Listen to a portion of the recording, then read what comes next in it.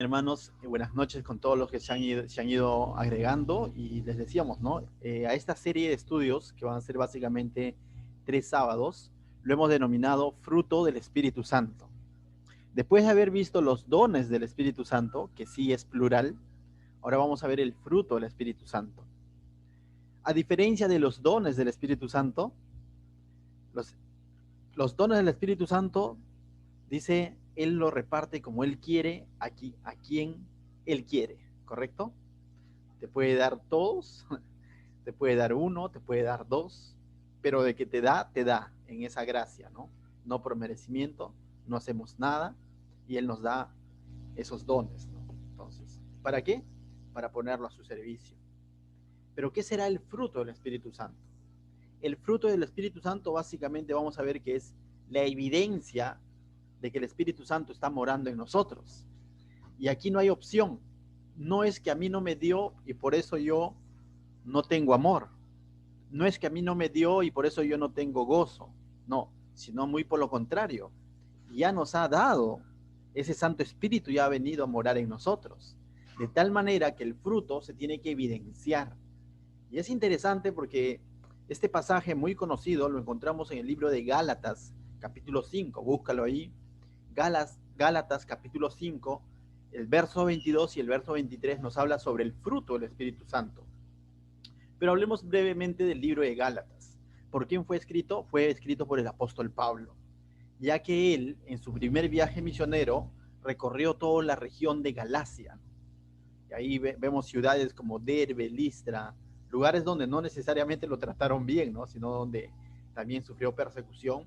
Pero a toda esa región de Galacia había diversas iglesias en diferentes ciudades. Y cuando Pablo escribe esta carta no fue escrita a nosotros, fue escrita a las iglesias que se encontraban en la región de Galacia. Pero esta carta es una carta para nosotros. No fue escrita para ti, pero es para ti. ¿Cómo es eso? El primer destinatario fue la iglesia de Galacia, las iglesias de Galacia. Pero esta palabra es viva y eficaz y también es para toda iglesia verdadera del Señor. Entonces, hoy vamos a meditar sobre este pasaje de Gálatas capítulo 5, verso 22 y 23 para los que acaban de ingresar. Entonces, ¿no? Él va, después de haber fundado estas iglesias en la región de Galacia, les va a escribir esta carta, ¿no? ¿Y por qué les escribe esta carta? Básicamente les escribe porque en aquel lugar, después de que Pablo continuaba con sus viajes misioneros, él se entera o vienen a los oídos de Pablo de que se habían introducido un evangelio diferente entre la iglesia. Es decir, el enemigo estaba haciendo su trabajo y estaba introduciendo una enseñanza distinta a la que había enseñado Pablo. Y básicamente este evangelio diferente tenía mucho que ver con la ley. ¿Qué es lo que decían? Lo que Pablo dice es cierto. Somos salvos por gracia, por fe en Jesucristo, decían. Pero tienes que guardar el día sábado. Pero tienes que presentar sacrificios. Pero tienes que vestir de tal manera. Y le añadían al evangelio de la gracia un peso, ¿no? Ponían una carga sobre el creyente. Y de alguna manera el creyente veía su salvación en juego, ¿no? Decías, ya soy salvo por creer en Cristo, pero dice que tengo que también guardar el día sábado, porque si no, no soy salvo. Y no era así, pues, ¿no? Definitivamente no era así. Y es por eso que Pablo les escribe esta carta para aclarar todo esto. Y cuando en algún momento estudiemos toda la carta, vamos a ver que en los primeros versículos, básicamente Pablo les recuerda cómo es que somos salvos por gracia.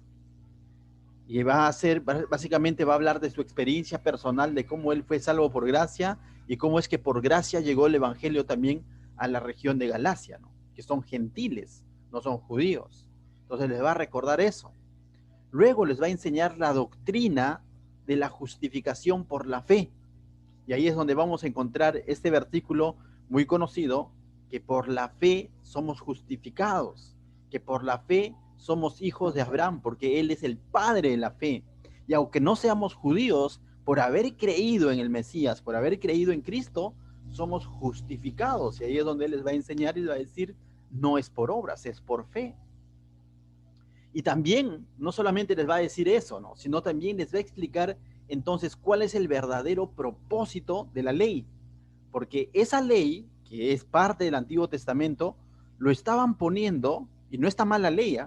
Entonces, ustedes saben que después de haber estudiado Éxodo, definitivamente nosotros no somos de los que decimos, no, la ley ya pasó, ya no está en juego, o no sirve, no, la ley tiene una utilidad. Lo que debemos entender que la ley, tal como Pablo le explica, que el propósito de la ley no era ser salvo, sino el propósito de la ley es exponer nuestro pecado, encerrarlo dentro de la ley y hacernos entender que necesitamos de un mediador, que necesitamos de un sacrificio perfecto, que necesitamos de un sumo sacerdote perfecto, que necesitamos de Cristo. De tal manera que la ley entonces es el ayo. ¿Qué es un ayo? Es como un ayudante, ¿no? Que te lleva a Cristo, que expone nuestra necesidad que no podemos cumplir, de tal manera que el ser humano reconoce su bancarrota espiritual y necesita acudir a Cristo. La ley también nos expone la santidad y la moral de Dios, al mismo tiempo expone la condición del hombre. Y esa ley entonces lo que hace es mostrarnos que necesitamos de un Salvador, de alguien que te justifique, y nos lleva a Cristo. Algunos comentaristas dicen, la ley es como la nana que te lleva a Cristo, es el que te va a mostrar que necesitas de Cristo, ¿no? Es un ayo por eso. Entonces, la ley no está mal, pero lo estaban colocando por encima de la gracia, de la salvación por gracia, que es en Jesucristo. Y eso es lo que Pablo prácticamente va a confrontar a través de esta carta. Pero luego, después de haber confrontado, de haberles recordado todo esto en cuanto a la gracia, de haber puesto, como se dice, las cosas en orden, también hay un peligro. ¿Cuál es el peligro? Que si yo irresponsablemente digo, ya no estoy bajo la ley, mi salvación es por gracia, yo ya creí, el año 2006 hice mi oración de fe, de lo profundo de mi corazón, y el Señor, en Él tengo seguridad de salvación, entonces ¿saben qué? Ya soy salvo, entonces ahora me voy al mundial, porque ya soy salvo. Ese es un claro peligro. ¿Por qué? Porque el hecho de que haya sido salvo, no por obras, sino por lo que Cristo ha hecho en mi vida, y como yo ya creí, no indica que de pronto yo ahora voy a hacer mi vida lo que yo quiero, ¿no? No tengo libertad para de pronto, Cristo no me ha hecho libre del pecado, para luego nuevamente irme y revolcarme con el pecado. Y es por eso que Pablo les va a decir cuál debe ser la respuesta entonces, ahora que entendemos que nuestra salvación es por gracia, ante esa gracia. Cómo debe reaccionar el cristiano, cómo debe de valorar esa gracia por el cual fue salvo. Y en ese sentido es que va a hablar del fruto del Espíritu Santo, que es la evidencia de que una persona realmente tiene el Santo Espíritu de Dios porque ha creído en Cristo. Y mira cómo comienza esta carta en el capítulo 1, capítulo 5, verso 1, solamente para leerlo, ¿no? Dice, estad pues firmes en la libertad con que Cristo nos hizo libres, y no estéis otra vez sujetos al yugo de la esclavitud. Entonces, lo que él está diciendo que Cristo nos ha hecho ¿qué? Libres. Que en Cristo somos libres. Pero esa libertad, no la podemos llevar a un libertinaje, porque nuevamente me estaría haciendo esclavo del pecado, esclavo de mis actos, si justamente me ha librado de ese pecado. Pero el otro extremo era hacerme esclavo de la ley y pensar de que si yo rompo o falto en algún punto a la ley, perdí mi salvación. A lo mejor no soy salvo. Y Pablo está diciendo, tengan cuidado, en Cristo son libres, pero no estéis siendo otra vez sujeto del yugo de esclavitud. El Señor nos ha llamado a libertad. Y Él dijo, conoceréis la verdad y la verdad os hará libres. Entonces, en ese sentido, Pablo está diciendo que estos dos extremos son peligrosos. el extremo del libertinaje y de no entender qué es la gracia es peligroso. Porque voy a decir, salvo siempre salvo, y voy a vivir como yo quiero, y a lo mejor prácticamente en realidad mi fe no está siendo genuina porque mis frutos no están hablando de una verdadera conversión. Y lo otro es querer ponerme un yugo del legalismo y pensar que porque hago tal o cual cosa, estoy reteniendo mi salvación. Dos extremos peligrosos del cual debemos de cuidarnos. Entonces, ¿cuál debe ser nuestra respuesta a esta gracia que Cristo hace? Definitivamente, somos salvos por gracia, pero hay que valorar esa gracia. ¿Me dejo entender? O sea, lo que ahora vamos a hacer o lo que ahora vamos a dejar de hacer, que no sea porque de pronto voy a ser salvo o voy a perder mi salvación, sino lo que ahora voy a dejar de hacer o voy a comenzar a hacer es porque estoy reaccionando en amor y en comprensión a esa gracia, a ese amor de Dios en mi vida, ¿no? Y es por eso que antes de hablar del fruto del Espíritu Santo, les va a recordar cuáles son las obras de la carne en el cual ellos ya no pueden seguir viviendo, justamente para que no vayan a vivir en libertinaje, malentendiendo la gracia, ¿no? A veces malentendemos la gracia y decimos, es que soy débil, pues. ¿Has escuchado eso? Ten cuidado cuando lo dices a la ligera. A lo mejor estás usando como una justificación para decir, bueno, soy salvo por gracia y yo soy débil y siempre voy a hacer esto. Ten cuidado. El Señor nos llama a santidad. Por cierto, cuando Cristo murió por ti y por mí, dice, nos ha santificado, y en todo momento la exhortación es que vivamos conforme a esa condición. Pablo en la carta a los Efesios, capítulo 4, dice, por tanto os ruego que andéis conforme al llamamiento con el que fuisteis, conforme a la vocación con el que fuisteis llamados. Entonces, es una súplica, ¿no? No es, ni siquiera es una orden, sino es una súplica. ¿Por qué? Porque no lo vas a hacer de obligación. Lo tienes que hacer con entendimiento, con comprensión y con un corazón agradecido. De tal manera que nosotros, ese Santo Espíritu nos va a capacitar no para cumplir la ley obligatoriamente, sino nos va a capacitar para ser obedientes por amor, por correspondencia a lo que Él ha hecho en nosotros. Amén. Leamos, mira, desde el verso 19 para entrar de lleno al fruto del Espíritu Santo. Primero, verso 19 dice, y manifiestas son las obras de la carne, que son adulterio, fornicación, inmundicia, lascivia, idolatría, hechicería, enemistades, pleitos, celos, iras, contiendas, disensiones, herejías, envidias, homicidios, borracheras, orgías y cosas semejantes a estas. Y es interesante que cuando da esta lista de las obras de la carne, es un libro abierto, porque termina diciendo y cosas semejantes a estas, porque alguien podría decir, bueno, ahí dice adulterio, pero no dice pornografía. Ten cuidado, dice cosas semejantes. Bueno, ahí dice pleitos, pero no dice no sé, envidias, aunque sí lo dice, me parece, ¿no? Bueno, ahí dice enemistades, pero no dice chismesería. Ten cuidado, termina diciendo que cosas semejantes a estas. Entonces da toda una lista que ya no deben de marcar nuestro estilo de vida. No es una lista cerrada, es una lista abierta.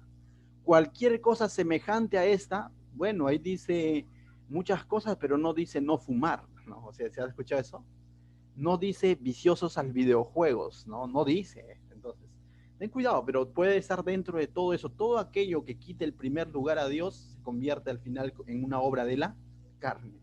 Todo aquello que le roba es mi corazón a Dios, o todo aquello que ocupa un mayor lugar en mi mente antes que la palabra de Dios, puede estar en esta lista.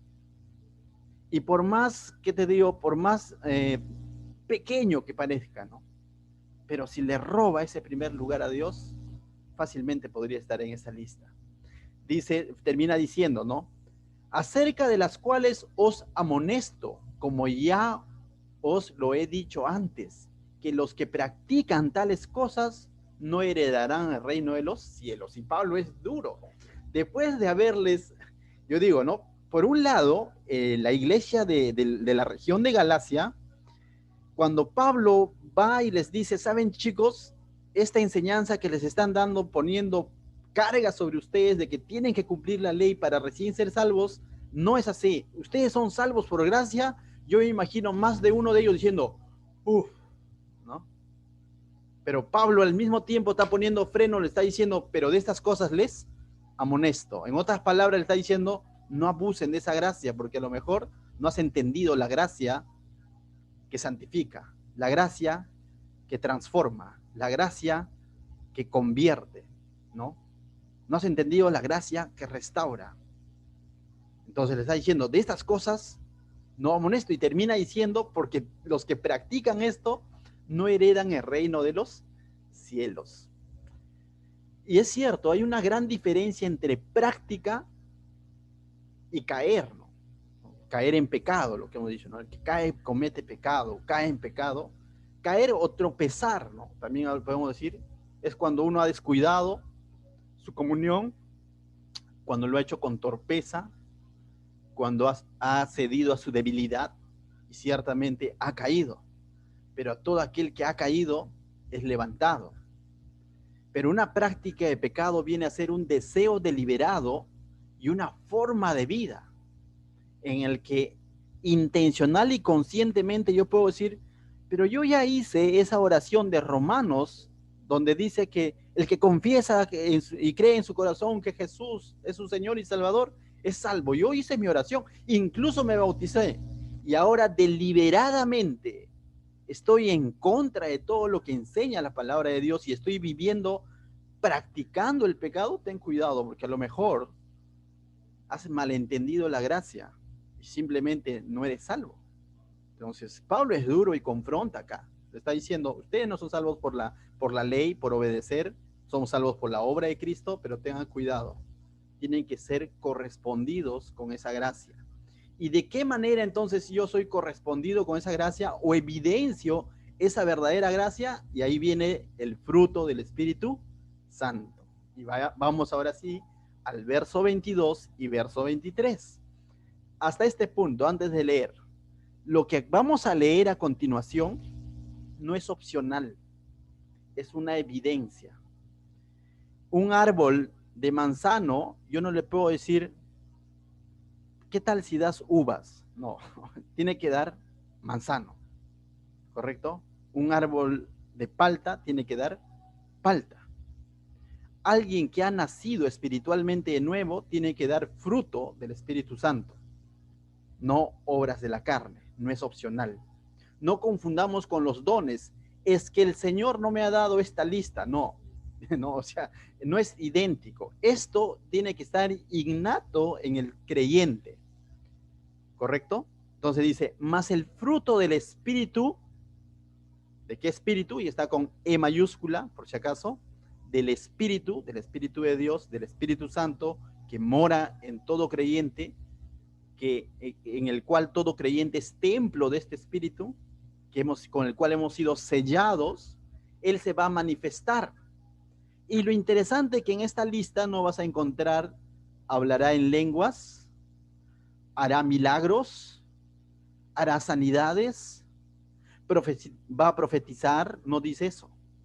No tiene nada que ver con eso. Esos son dones.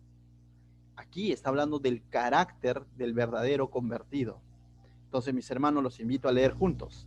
Mas el fruto del Espíritu es amor, gozo, paz, paciencia, benignidad, bondad, fe, mansedumbre, templanza.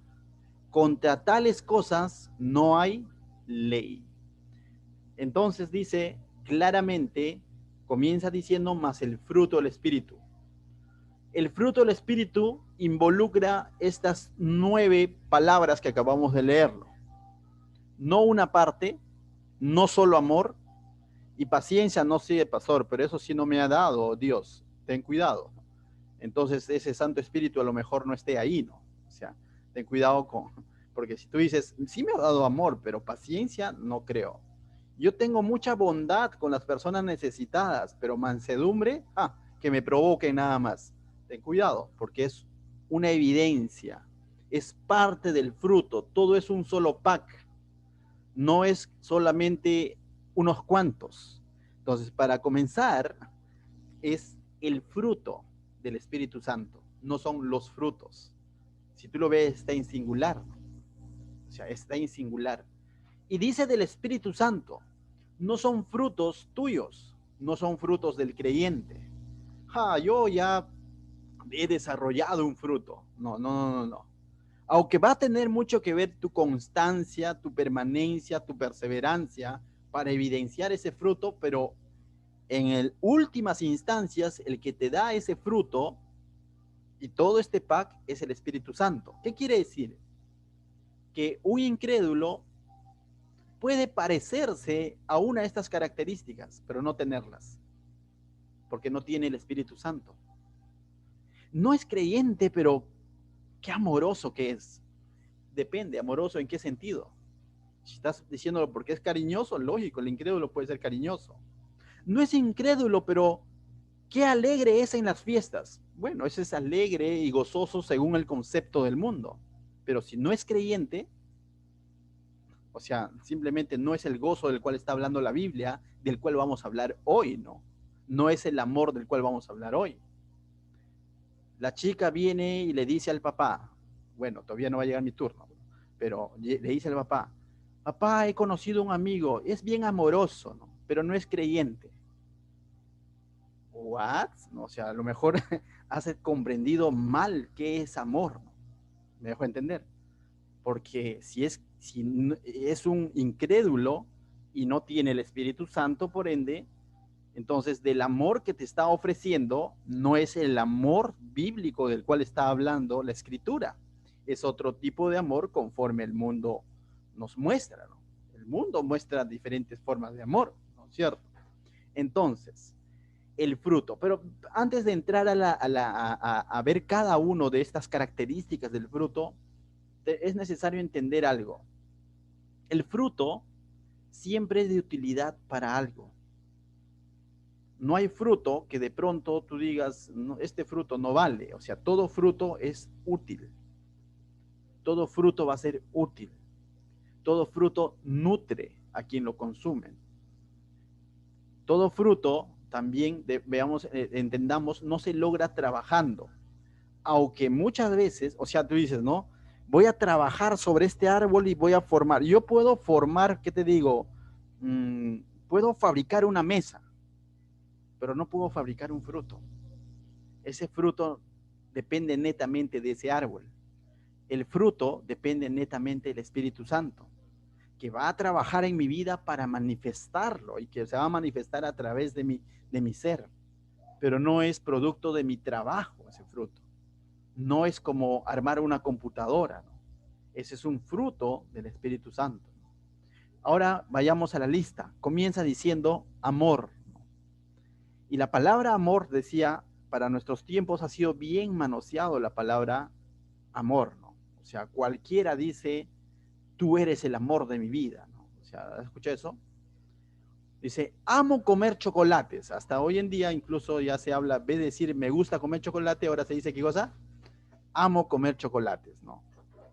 Amo estar whatsappeando con mis amigos de promo, o sea, amo, ¿no? Entonces, y se ha tergiversado la palabra amor. Para los tiempos bíblicos y también hoy existen 4 tipos de amor, ¿no? O hay 4 palabras en el griego que me manifiestan un tipo de amor. El amor eros, que se da entre la relación de una pareja, ¿no? De un esposo a una esposa, ¿no? O de 2 enamorados, sea creyente o no creyente, ¿no? Ese amor pasional, ese es eros. Fileo, que es aquel amor fraternal de amigos, ¿no? Mi choche, mi causa, mi pataza, ¿no? Ese es un amor fileo. Existe otro amor estorge, ¿no? El amor estorge es que se da en un ámbito familiar. Amo a mi hermana porque lleva mi sangre, a mi hermano porque lleva mi sangre, y nos unen esos lazos sanguíneos, ¿no? Pero aquí, cuando hablamos del amor de Dios, el amor el amor que debe tener el creyente, o el amor que está siendo el fruto del Espíritu Santo, es el amor ágape. ¿Y qué es el amor ágape? El amor ágape es aquel amor conforme a Dios.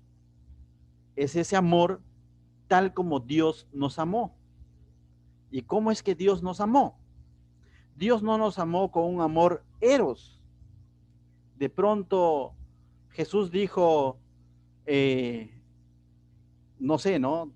La humanidad qué apuesta que es, por lo tanto me entrego por ella. No dijo eso. No fue un amor pasional. Fue un amor, fue una decisión, fue un amor, ¿cómo se puede llamar? Incondicional. Más allá de nuestros defectos, más allá de nuestros pecados, Él decidió amarnos. Claramente no, Él no fue obligado a amarnos, aunque fue una obediencia al Padre, pero al mismo tiempo Jesús dijo que la vida que Él da en la cruz no se la quitan, sino que Él la entrega. El libro de Filipenses dice que Él se despojó y no se aferró el ser igual a Dios. Ese es un amor que involucró una decisión y una convicción de nuestro Señor. Entonces, definitivamente, el amor de Dios hacia la humanidad es muy distinto al concepto de amor del cual habla el mundo, ¿no? El mundo te dice, me fallas una y ya fuiste, ¿no? Ya no lo amo. La chica de pronto ve al chico, ¿no? O sea, alto, rubio, con aretito, y dice, uy, mamá, se me hacen maripositas en el estómago, dice, ¿no? Y si más tarde lo ve con otra chica, ahora se le hace víboras y sapos en el estómago. Es un amor sentimental basado en las circunstancias, ¿no? Ahí se ríen algunos porque han pasado por eso. Amén. ¿No? Entonces, ese es un amor cambiante. Es un amor que cambia constantemente y que depende mucho de mis sentimientos, de mis pasiones, de mis gustos, de mis emociones. Y no es que Dios nos amó así, ¿no? Nosotros vemos a través de toda la escritura, en Isaías yo lo he visto bastante, ¿no? Dios nunca dejó de amar a su pueblo. A ese pueblo a quien llevó palabra tras palabra y sabiendo que ese pueblo no lo iba a escuchar. Isaías fue un profeta llamado a llevar un mensaje a sabiendas de que no lo iban a escuchar. Le dijo, aunque mi pueblo no te va a escuchar, no va a obedecer, pero igual lleva mi mensaje. Y no dejó de amarlo, no dejó de amar a su pueblo, no deja de amarte a ti. Por eso que tenemos seguridad de salvación. Porque si nuestra seguridad de salvación estaría basada en un amor, ¿qué te digo? Eros, definitivamente el primer día de convertido nada más ya la perdemos, ¿no? Si Dios fuese cambiante en cuanto a su amor por la humanidad o por el pecador, ¿no? No es así. Entonces, ahora, con ese mismo concepto de amor, nos llama a nosotros también a amar al prójimo. Pero no lo vas a hacer en tus fuerzas, por eso mismo. Al ver que este amor, solo el mayor ejemplo de este amor es Cristo o es Dios, entonces nosotros debemos entender que va a ser imposible para nosotros amar de la forma como Dios ama si no tenemos su Santo Espíritu. Por eso mismo que es un fruto del Espíritu Santo. Muchas veces se le dice al marido, amad a vuestras mujeres o a vuestras esposas, digo a vuestras esposas, como Cristo amó a la iglesia. Pero si ese varón, ese marido, no tiene o no es creyente y no tiene el Espíritu Santo, eso le va a ser imposible. No va a poder. Entonces, le estamos pidiendo algo imposible. Pero si esa persona es creyente, tiene el Espíritu Santo, significa que ha comprendido del amor de Dios en su vida y entiende que es pecador tal igual como su esposa es pecadora. Esposo y esposo son pecadores. Entonces ambos han comprendido el amor de Dios sobre su vida. Entonces ellos van a entender qué es amar más allá de sentimientos. ¿Por qué te digo todo esto? Porque el amor está muy ligado a la fe. Si no hay una fe en Cristo, es imposible que tú puedas amar a la manera de Dios. Es imposible. Puedes tener cariño, puedes tener amor eros, amor fileo, amor estorge de familia, lo que fuese. Puedes amar a tu hermano, tu hermana sanguínea, a tu mamita, pero con un amor estorge, un amor fileo, un amor eros, pero no con un amor ágape. Si quieres amar a la manera de Dios, primero necesitas creer en Cristo, porque tú no puedes dar algo que no tienes. Y la Biblia es clara, dice que Dios es amor. ¿Y cómo yo podría amar a alguien si no he comprendido primero el amor de Dios en mi vida? Entonces, mis hermanos, este amor está muy ligado a la fe en Cristo. Mira lo que dice el verso de este mismo capítulo, verso 6. Dice, vamos a leerlo desde el 1, pero solo lo voy a leer, no lo voy a explicar. Dice, estad pues firmes en la libertad con que Cristo nos hizo libres, y no estéis otra vez sujetos al yugo de la esclavitud. He aquí yo, Pablo, os digo que si os circuncidáis, de nada les aprovechará Cristo. Es decir, si tú te circuncidas y piensas que eres salvo por circuncisión, entonces, ¿para qué está Cristo? 3. Y otra vez testifico a todo hombre que se circuncida, que está obligado a guardar toda la ley. Bueno, si tú quieres vivir por circuncisión, entonces guarda la ley, ¿no? Ahora dice, de Cristo os desligasteis, te estás desligando de la salvación por la gracia, los que por la ley os justificáis. Es decir, si tú quieres ser justificado cumpliendo la ley, Pablo le está diciendo, justifícate intentando cumplir la ley, ¿no? Dice, de la gracia habéis sido caído. Entonces simplemente estás rechazando la gracia. 5. Pues nosotros por el Espíritu aguardamos por la fe la esperanza de la justicia. Porque en Cristo Jesús, dice, ni la circuncisión vale algo, ni el incircunciso. Ambos son pecadores. El circuncidado y el incircunciso. El judío y el gentil son pecadores. Dice, sino la fe, sino la fe que obra por el amor. ¿De qué manera se manifiesta la fe? Por el amor. La fe obra por el amor.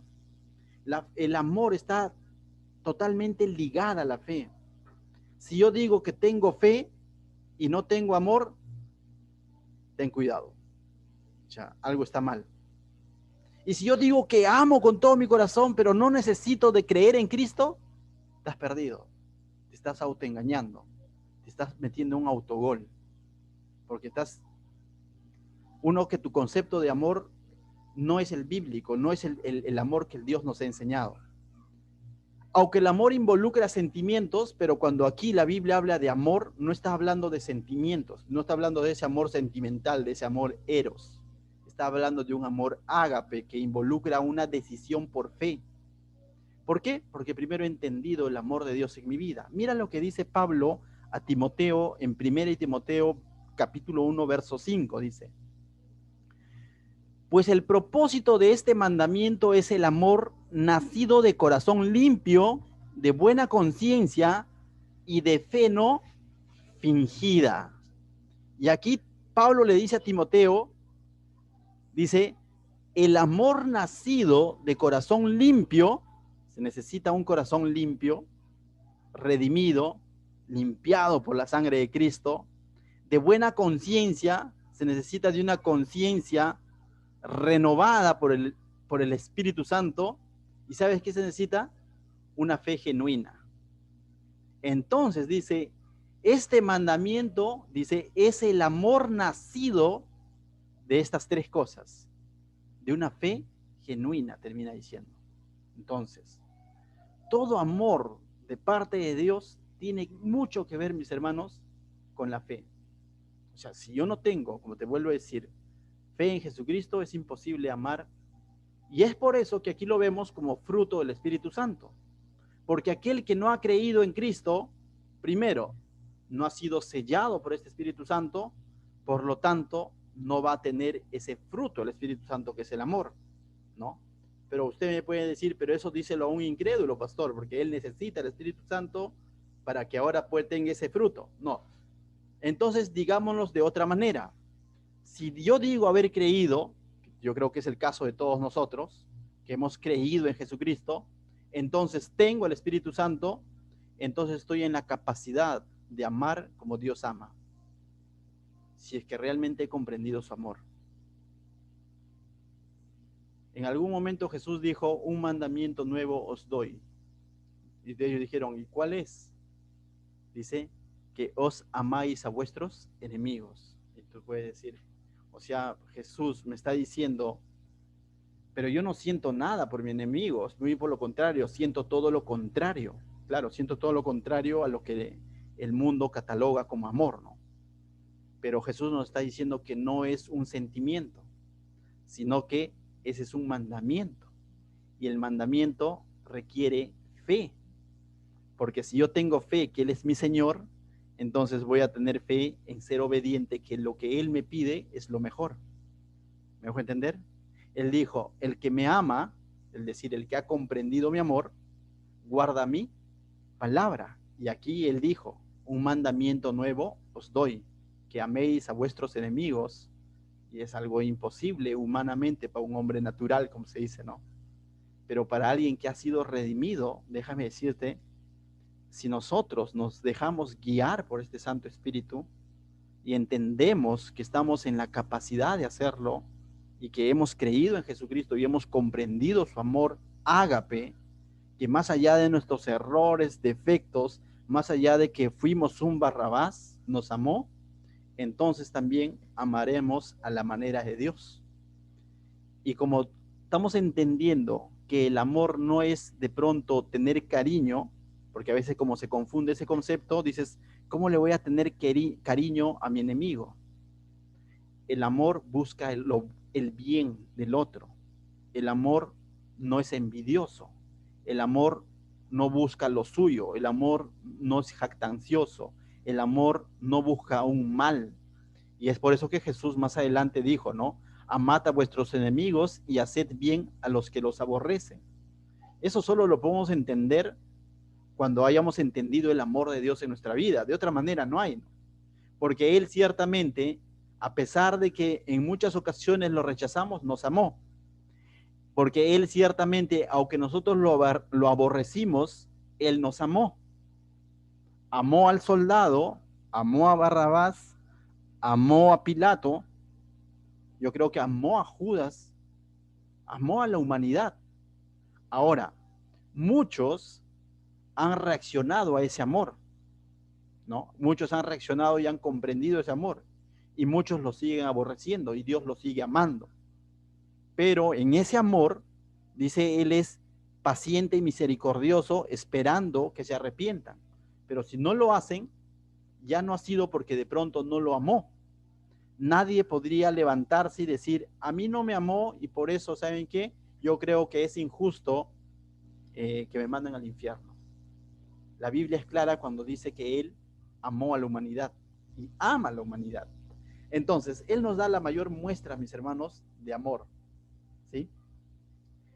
Ahora, el detalle que es bien difícil, pastor, o sea, amar como Jesús amó es difícil, o sea, y es cierto, no es fácil, o sea, definitivamente no es fácil, pero justamente entonces, ahí viene la reflexión, ¿no? De que si yo entiendo que esto es una evidencia, es una característica del fruto del Espíritu Santo, el amar como Dios ama, el amar como Cristo ama, el amor ágape que involucra una decisión por fe y obediencia a lo que Él me dice, y Él me dio el ejemplo, y sé que esto depende del Espíritu Santo, entonces ¿a quién tengo que recurrir? Es justamente al Espíritu Santo. No puedo recurrir a mi carne, no puedo recurrir a decir, pero jamás yo voy a hacer eso, ¿no? No puedo recurrir a mi yo, no puedo recurrir a mi carne, porque mi carne va a buscar lo suyo, mi carne va a buscar lo que me agrada, mi carne se va a mover por mis emociones, ¿no? En una discusión de pareja, ¿no? De esposos, o sea, si de pronto cada quien ve por lo suyo, definitivamente eso va a terminar en divorcio. Pero si de pronto en una relación de pareja, el esposo o la esposa, cualquiera de los dos haya fallado y entienda que necesita decidir amar a esa persona, va a estar dispuesto incluso a perdonar y restaurar, porque va a entender que tanto su esposo y su esposa, ambos han sido amados por Dios y ambos son imperfectos. Es algo difícil en el momento, pero justamente que dice la Biblia: maridos, amad a vuestras mujeres, ¿no? O esposas, disculpen, a vuestras esposas, como Cristo amó a la iglesia. Y ahí viene la pregunta: ¿cómo es que Cristo me ama a mí? ¿Cómo es que Cristo me ama a mí? Fue un amor en el que Él entregó su vida por mí. Fue un amor que ciertamente me corrige día a día. Es un amor que ciertamente no me tacha. Es un amor que ciertamente me levanta. Y de la misma manera, ¿no? Cristo no nos amó por emociones.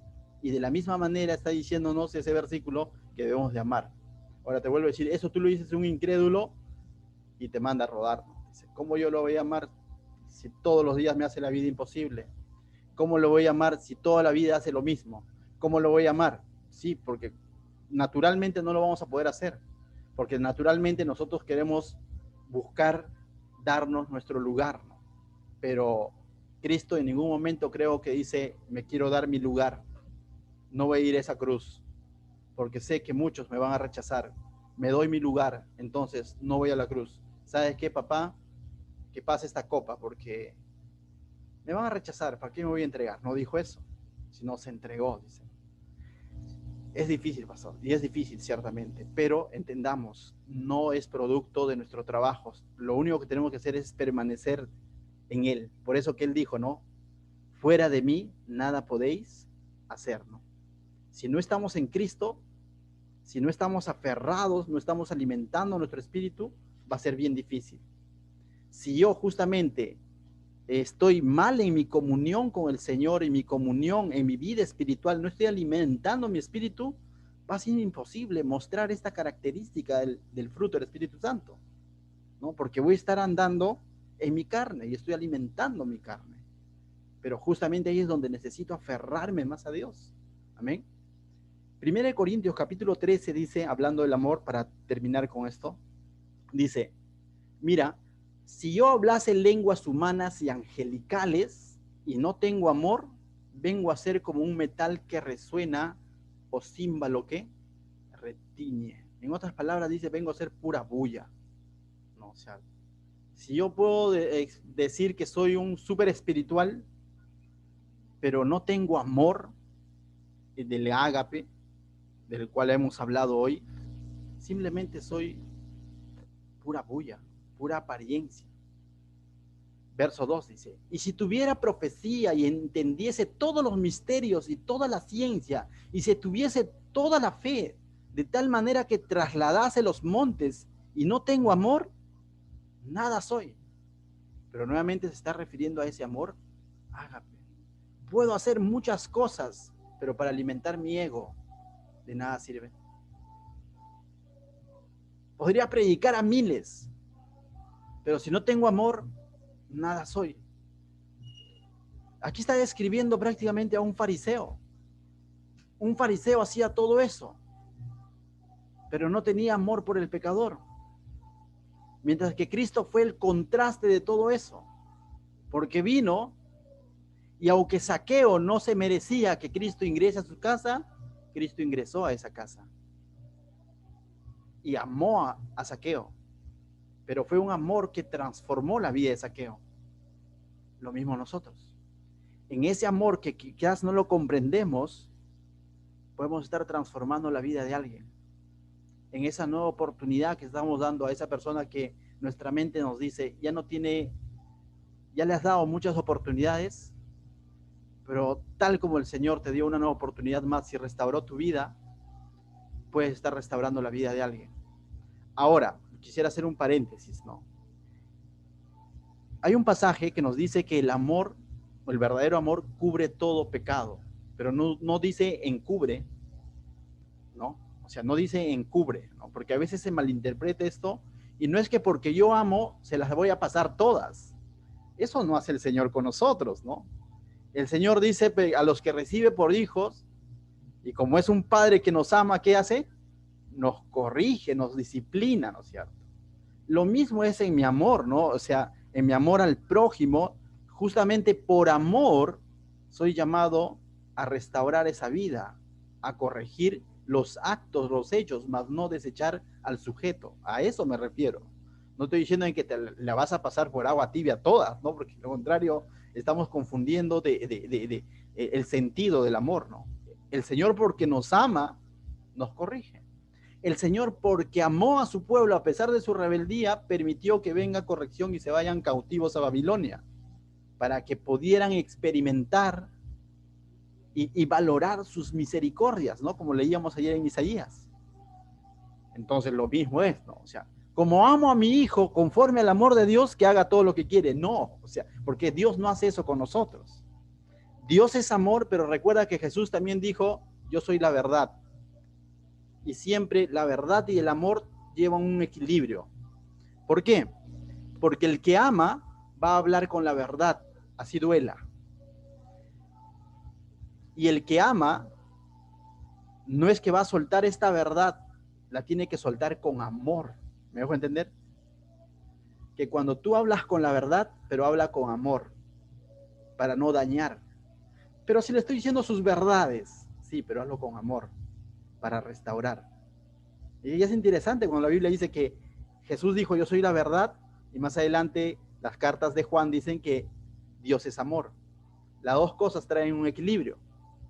Porque si porque digo que amo no voy a actuar con la verdad, estoy apañando el pecado, estoy apañando el error. Y Jesús nunca hizo eso con nosotros, sino que dice primero Juan 1:9, si no me equivoco, cuando dice que si el que confesare sus pecados, ¿no? Él es fiel y justo para perdonarlos y limpiarlos, ¿no? De toda maldad. No es que ya, hijito, te perdono, sigue, ¿no? Volteamos la página. Sí en un sentido y no en otro sentido, que siempre el Señor va a sacar una lección, ¿no? En ese sentido, entonces debemos entender también el amor. Pero continuamos con 1 Corintios 13 y dice verso 4. 3.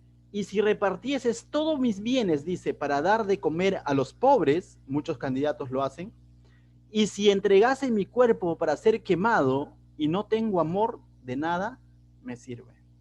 Entonces no se trata de apariencias, no se trata de algo material, sino se trata de una decisión, de una actitud, que solo Dios en últimas instancias va a saber si lo estás haciendo por amor a tu ego o por amor realmente al prójimo, ¿no? 4. El amor es sufrido, es benigno. El amor no tiene envidia, el amor no es jactancioso, no se envanece, no hace nada indebido, no busca lo suyo, no se irrita, no guarda rencor, no se goza de la injusticia, mas se goza de la verdad. Justo quería llegar a ese capítulo. ¿Se goza de qué? De la verdad. Se goza de la justicia, no de la injusticia. Ese es un verdadero amor.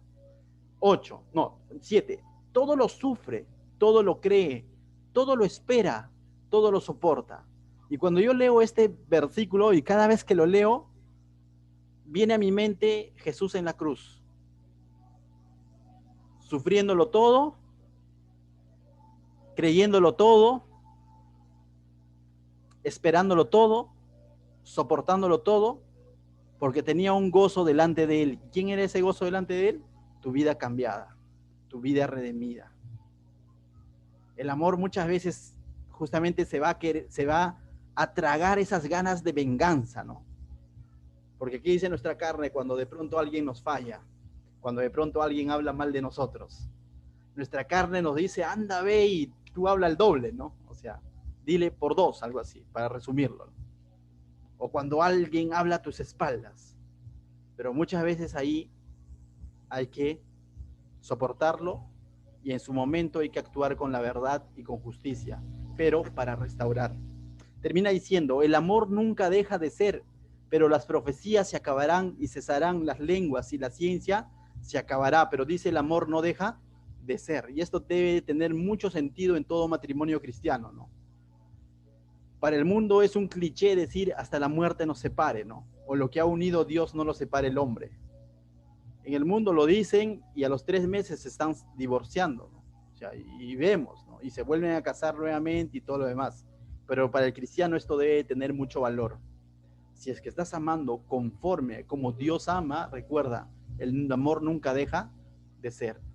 La adolescente que entiende el amor conforme como lo entiende el mundo, hoy día ama y le dice al enamorado, tú eres el amor de mi vida. Y el próximo año, cuando cambia de grado, le dice a otro. Ese es un amor estorge, ¿no? Un amor eros, que está basado en sentimientos, que está basado en gustos, que está basado en circunstancias, que está basado en apariencias. Pero el Señor Jesús no nos amó con ese amor, y gracias a Dios que Él nos ha amado con un amor ágape, un amor que se entrega del todo, un amor que lo soportó todo. Y ese mismo, con toda autoridad, ese mismo Señor que nos amó con este amor, dice, tú no puedes amar si primero no has sido amado. Y es cierto, no vamos a poder amar a la manera de Dios si primero no hemos sido amados o no hemos comprendido su amor en nuestra vida. Entonces, para concluir esta sección, si yo digo creer en Cristo y ser una nueva criatura, entonces he sido sellado por su Santo Espíritu, entonces su Santo Espíritu vive en mí y ese Santo Espíritu va a mostrar su fruto. Y una característica de ese fruto, ¿qué es? El amor ágape, ese amor a la manera de Dios. Te reto a que puedas ponerlo en práctica. Es difícil, es tranca, pero es donde más te tienes que aferrar al Espíritu Santo y decir, Señor, ayúdame a amar a tu manera. El siguiente o la siguiente característica del fruto del Espíritu Santo, ¿qué es? Gozo. Les adelanto que solamente vamos a ver 3, ¿sí? Gozo, pero este es más corto, dice. Cuando dice gozo, ¿no? El gozo, el fruto del Espíritu Santo es gozo, no es de pronto como se entiende también en el mundo, que gozo dice como que una explosión de alegría o no está hablando de felicidad, de como que dice está chino de risa, ¿no? O como que de pronto siempre está alegre, no se está refiriendo a eso, ¿no? Tampoco, es decir, no es una ausencia de dolor, ¿no? Cuando hablamos de gozo en la palabra de Dios, está hablando de una confianza plena en Dios, ¿no? De una confianza plena en Dios. Ese es gozo, que más allá de las circunstancias, su confianza está en Dios. Entonces, el creyente que ha nacido de nuevo y tiene al Espíritu Santo en su vida, su confianza tiene que estar siempre plenamente puesta en Dios, a pesar de las circunstancias. Mira lo que dice 2 Corintios capítulo 6, verso 4, dice, antes bien, nos recomendamos en todo como ministros de Dios, dice Pablo, en mucha paciencia. Mira todo lo que narra Pablo en estos pasajes, ¿ah? Él está hablando como siervo de Dios. Ustedes conocen la vida de Pablo según el libro de Hechos. Dice, 2 Corintios capítulo 6, verso 4, dice, antes bien, nos recomendamos en todo como ministros de Dios, dice, en mucha paciencia, en tribulaciones, en necesidades, en angustias, en azotes, en cárceles, en tumultos, en trabajos, en desvelos, en ayunos, en pureza, en ciencia, en longanimidad, en bondad, en el Espíritu Santo, en amor sincero, en palabra de verdad, en poder de Dios, con armas de justicia a diestra y a siniestra, por honra y por deshonra, por mala fama y por buena fama, como engañadores pero veraces, como desconocidos pero también conocidos, como moribundos, mas he aquí vivimos, como castigados, mas no muertos, como entristecidos, mas siempre, ¿qué dice? Gozosos. Él no dice, ¿sabes qué? Todo nos está yendo bien, por lo tanto, siempre estamos gozosos, sino ha narrado todo lo contrario. Necesidad, angustia, paciencia, tribulación, desvelos, ayunos, azotes, cárceles, pero termina diciendo, más siempre gozosos. ¿Y qué quiere decir más siempre gozosos? Más siempre nuestra confianza está puesta en Dios. Ese es el gozo bíblico. El gozo bíblico es que cuando Pablo, que está aquí narrando, estuvo en la cárcel de Filipos, en un cepo y encadenado injustamente, y él estaba alabando a su Señor. Él estaba confiando en que Dios estaba haciendo su obra. Ese es el gozo. No es que de pronto hoy me levanté con el pie derecho y tengo una alegría, ¿no? No es que hoy sonó mi música favorita, entonces estoy gozoso.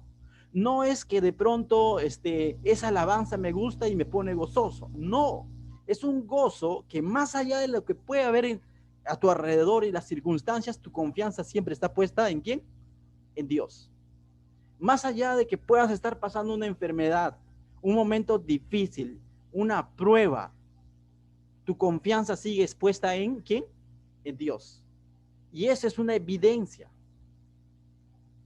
Esa es una característica del fruto del Espíritu Santo. Esa es una característica del verdadero convertido. Pero si de pronto vienen las pruebas y tiro la toalla y me voy al mundial, como se dice, definitivamente también estoy manifestando que mi confianza no estaba plenamente puesta en ¿quién? En Cristo. Justamente las tribulaciones, las angustias, eran para filtrar quién realmente es un nacido de Dios. Ahora, pero si yo descuido mi comunión con el Espíritu Santo, descuido mi comunión con Dios, puedo deslizar y caer en pecado, ¿no?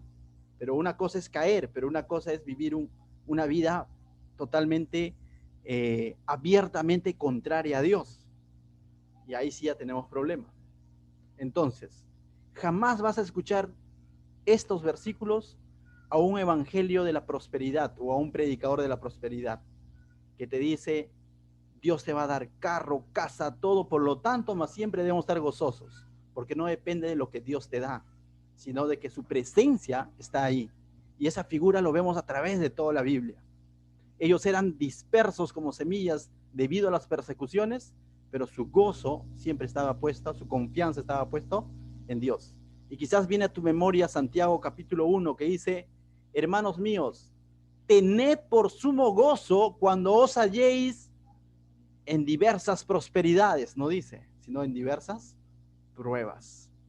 Porque finalmente, dice verso 3, que eso va a producir un hombre maduro, lleno, perfecto, cabal. Y es ciertamente, ciertamente sucede eso, pero en la medida en que nos aferremos a quién, al Señor. Entonces, el gozo bíblico del cual está hablando aquí, que es fruto del Espíritu Santo, no depende de algo externo, depende de quién está morando dentro de ti. Y en lo que el Pablo nos está queriendo recordar entonces a través de esto, que el que está morando dentro de ti es ese Santo Espíritu, la fuente de toda confianza en Dios, más allá de lo que tú puedas estar atravesando. Y tercer lugar, vamos a ver paz, ¿no? La paz también es tergiversada muchas veces por el mundo. Se cree que paz es quietud, se cree que paz es cuando no hay enemistad, ¿no? Cuando no hay violencia. Dice, oye, ¿qué tal paz, no?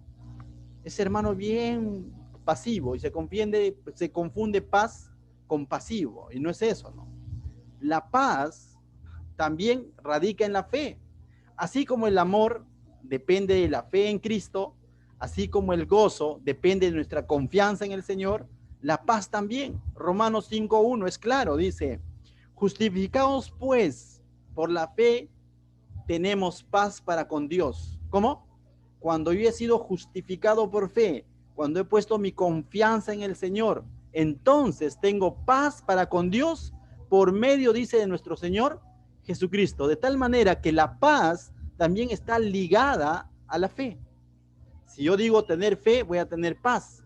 Y en otras palabras, ¿qué es paz? Es estar en buenas relaciones con Dios.